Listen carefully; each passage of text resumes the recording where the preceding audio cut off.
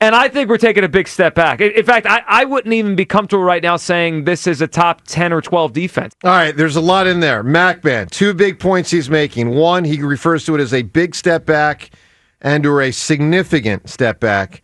And he goes as far as to say not a top 10 defense. And again, I frame this and pose this to everyone at 215-592-9494. Is he on point or gone too far, Jody? And by the way, we're doing 5 questions with the MacBan today. And this is question 1. Jody Mack, did Giglio go too far? A little bit. And again, how much do you want to break it down to numbers? He went 10 to 12. Yeah, I think they're top 10 defense. Now, if he's stretching out at 8 and I'm coming in at 7, how big a difference is that? I wouldn't call that significant. That's not a big difference, no.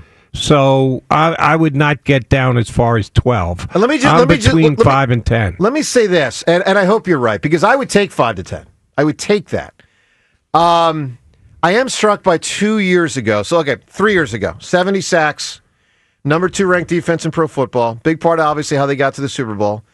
And a defense that there was no sign during that season that the next year they were about to collapse. Now, they lost a bunch of starters that year, but we thought still were retaining most of their best ones. I mean, they were. They were retaining Fletcher Cox. They were retaining Darius Slay when he was younger. We thought the corners like Bradbury wasn't going to fall apart. You still had Brandon Graham. Okay, you get my point. They were a disaster. Not top 10. They were a disaster in 2023.